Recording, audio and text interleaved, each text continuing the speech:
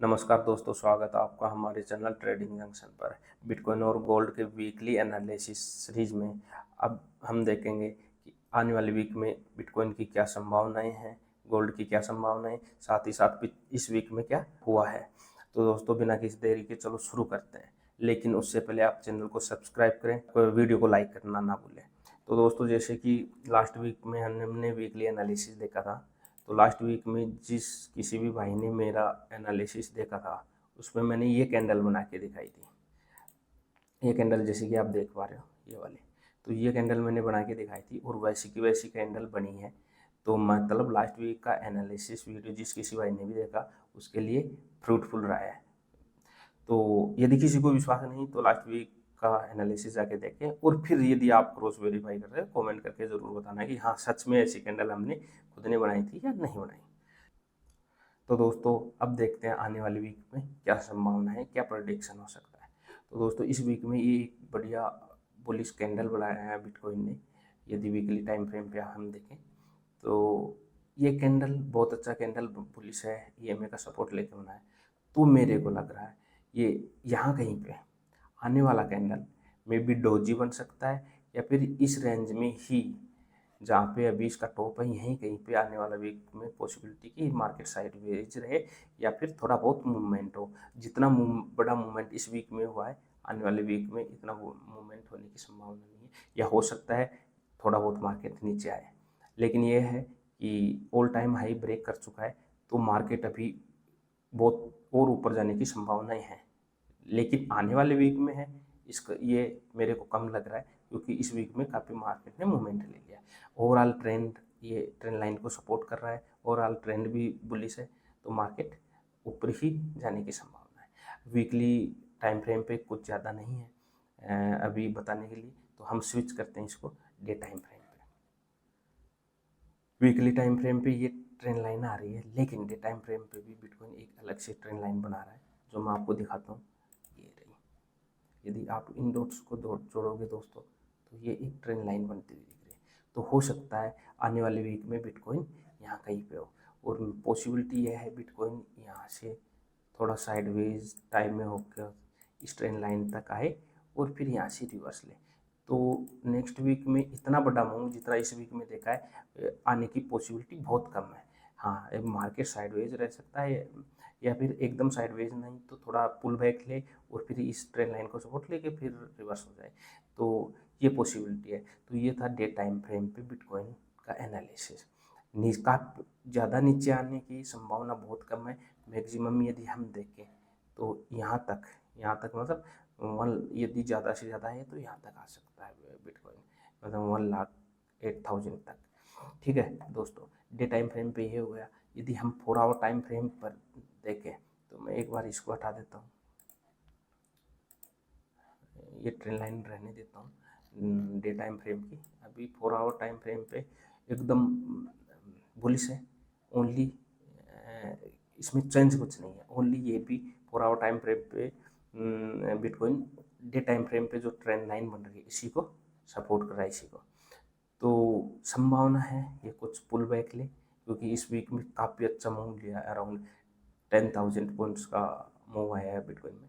तो आने वाले वीक में इतना बड़ा मूव आए ऐसी संभावना नहीं है। साइडवेज हो सकता है या फिर पुल बैक और फिर ये फिर से ट्रेंड लाइन का सपोर्ट लेके फिर और ऊपर जाने की संभावना है। तो ये है, बड़ा मूव एक्सपेक्टेड नहीं है, क्योंकि यहाँ पे कोई सेटअप बन भी नहीं रहा अभी। अभी हम 1 आवर टाइम फ्रेम पे भी देख लेते हैं बिटकॉइन को।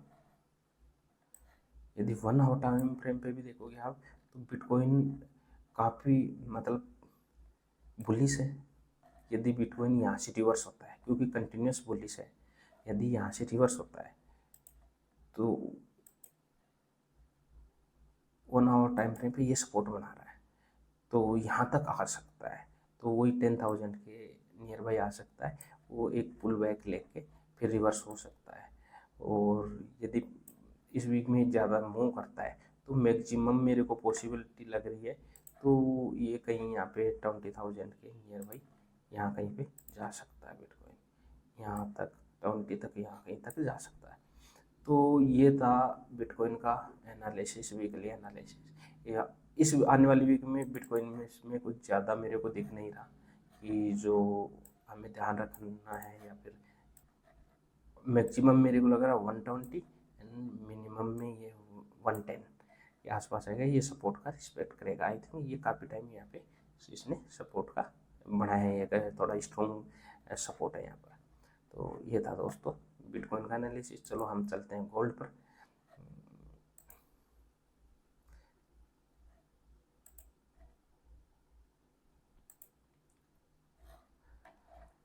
तो यदि गोल्ड पे सबसे पहले हम चले वीकली टाइम फ्रेम पर, तो गोल्ड लाइक बिटकॉइन बुलिश है, बहुत अच्छा बुलिश है, लेकिन गोल्ड का यहाँ पे एक पुल बैक है।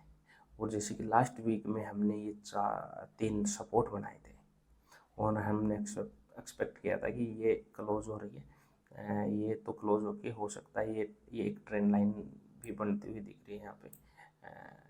ये आपको डे टाइम फ्रेम पे अच्छे से दिखेगी, वीकली पे थोड़ा ऐसे 4-5 कैंडल ही है तो इतना अच्छे से नहीं आ रही है। तो अभी ये ऑल टाइम हाई को इस वीक में ब्रेक करेगा गोल्ड, मेरे को लगता नहीं। हो सकता है एक पुल बैक लेके इस सपोर्ट तक आए, मैं उम्मीद कर रहा हूँ अभी भी एटलीस्ट इस सपोर्ट तक एक बार आना चाहिए गोल्ड को वीकली टाइम फ्रेम के हिसाब से। तो ये तो था वीकली टाइम फ्रेम। अब यदि हम चले डे टाइम फ्रेम पर, तो डे टाइम फ्रेम पर आपको ज़्यादा क्लियरिटी मिलेगी गोल्ड में, क्योंकि वीकली पे गोल्ड में ज़्यादा वो नहीं है। तो मैं कर रहा था इस ट्रेंड लाइन की बात। तो ये trend line day time frame पे देखें हमने, ये ड्रॉ की हुई है तो इसको ब्रेक कर चुका है। यदि इस जैसे कि आप देख पा रहे हो इस ट्रेंड लाइन को ब्रेक कर दिया है गोल्ड ने, तो अब एक रेजिस्टेंस यहाँ पे बनता हुआ दिख रहा है मेरे को। ये माइनर रेजिस्टेंस है, बड़ा नहीं है। यदि इसको ब्रेक कर देता है इस रेजिस्टेंस को, तो नेक्स्ट रेजिस्टेंस मेरे को यहाँ पे दिख रहा है, यहाँ तक गोल्ड जा सकता है, ठीक है। लेकिन इस वीक में ये पॉसिबिलिटी कम है, क्योंकि मेरे को लग रहा है इसी रेजिस्टेंस का रिस्पेक्ट करके गोल्ड नीचे आ जाएगा। एटलीस्ट काफ़ी टाइम से ये नीचे आने की कोशिश कर रहा है गोल्ड, तो एटलीस्ट इस सपोर्ट तक आना चाहिए। तो ये है डे टाइम फ्रेम पे गोल्ड का एनालिसिस। यदि हम 4 आवर टाइम फ्रेम पर देखें दोस्तों, तो अभी ये ट्रेंड लाइन तो ब्रेक हो चुकी है, तो इसका कोई महत्व नहीं रह जाता। मैं हटा देता हूँ अभी के लिए इसको। 4 आवर टाइम फ्रेम पर देखते हैं। जैसा कि मैं आपको बता रहा था, मैंने देखा नहीं, लेकिन आप देख रहे हो ये कैंडल बनी है। तो ये कैंडल बनी है, मैं आपको बताता हूँ, ये वाली कैंडल बनी है। ये बहुत अच्छी कैंडल है दोस्तों, ये बहुत ही बेरिश कैंडल है। पॉसिबिलिटी है इस रेजिस्टेंस को रिस्पेक्ट करके गोल्ड नीचे आएगा और इस सपोर्ट तक आने की संभावना है, ये एक्सपेक्टेशन है। यदि इसको ब्रेक कर जाता है तो फिर ये इस रेजिस्टेंस तक जा सकता है। तो ये था 4 आवर टाइम फ्रेम पर गोल्ड का स्टेटस। 1 आवर टाइम फ्रेम पर यदि हम गोल्ड का स्टेटस देखें, तो 1 आवर टाइम फ्रेम पे गोल्ड ऑलरेडी इस रेजिस्टेंस का रिस्पेक्ट करते हुए रिवर्स ले चुका है। बस एक बार इसको एक बढ़िया बेरिश कैंडल बना दे यदि यहाँ पे, तो फिर गोल्ड नीचे आएगा, बहुत तेज़ी से नीचे आएगा नेक्स्ट वीक में। तो मेरे को पॉसिबिलिटी लग रही है गोल्ड नेक्स्ट वीक में नीचे आ सकता है।